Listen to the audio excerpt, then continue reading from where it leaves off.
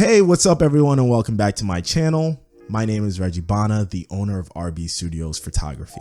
So I get asked this question a lot. Should you offer your services for free or at a reduced price in exchange for exposure? Well, let's get into it.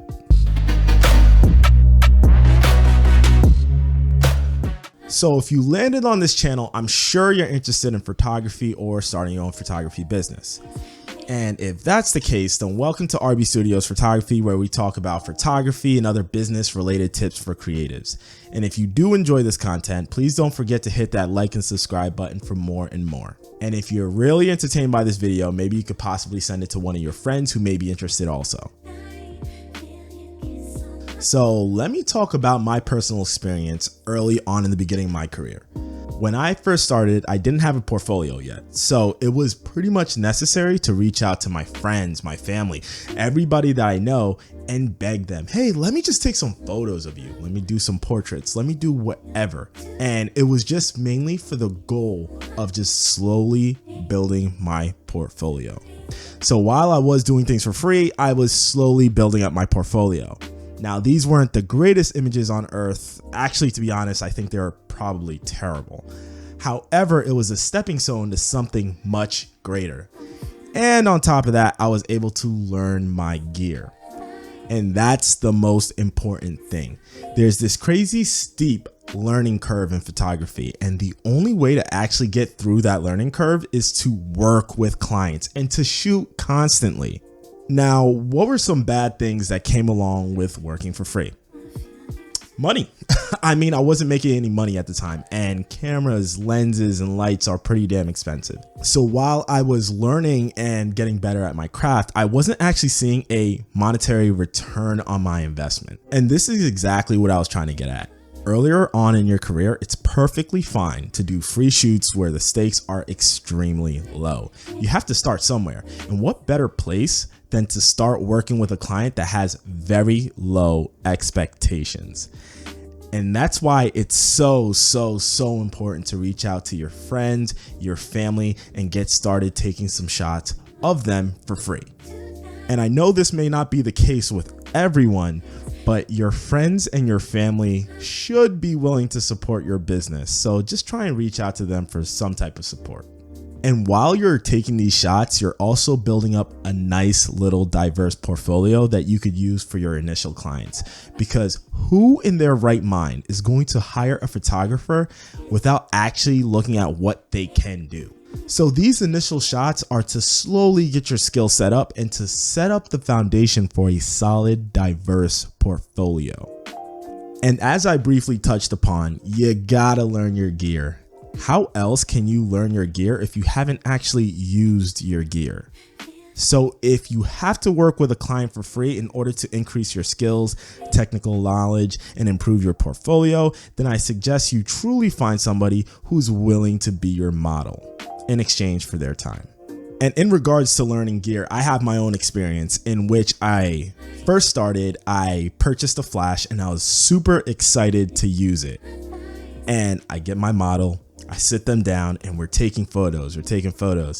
And this is the first time I ever really worked with flash. I read a little bit, but I didn't read too much because I just wanted to jump right into it.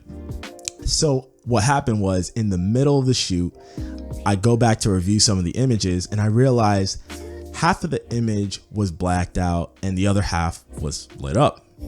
Didn't understand. And after the photo shoot, I did more and more research and I found out that I made a grave error. So as I found out, I actually outpaced my sync speed. And as a result, half the image was lit up, half the image was dark. And I'm very happy that that happened because it didn't happen in front of an actual paying client. It was just somebody who was willing to help me out. But overall, while you're working on expanding your portfolio, you're getting material for exposure.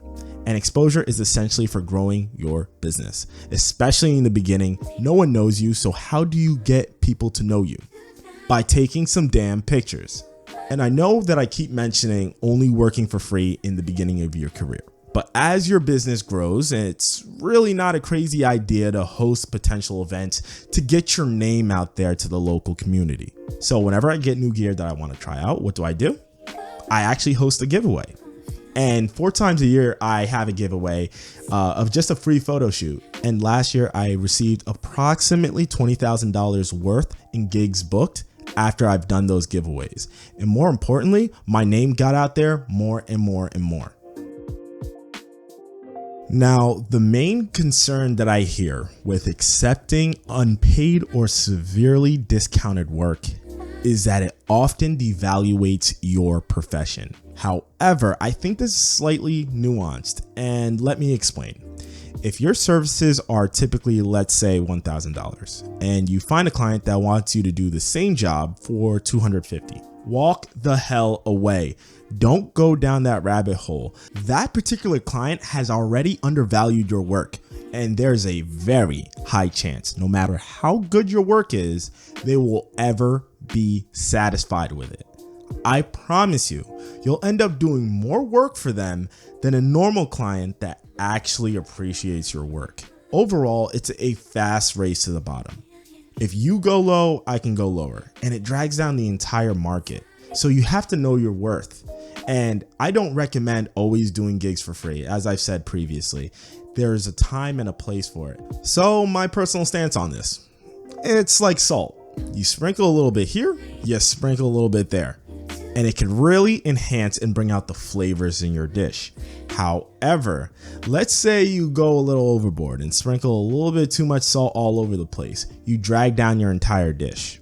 At this point in my career, I don't mind doing free shoots sparingly, but I'm always thinking about the bigger picture. I'm networking and positioning myself as an awesome business person so people will truly know my worth. And I use the word sparingly because if I did this too much, then my business will overall suffer as a result. So tell me, what's your stance on working for free or at a reduced cost? And thank you for taking your time out of your ridiculously busy schedule to watch this video. And if you're in the mood to come along with me during a photo shoot, you should check out this video right here. And let's say if you're on Facebook or IG, you should definitely give my page a follow. I'd love to hear from you all, seriously. So with that being said, get out there and have an awesome day. And until next time, peace.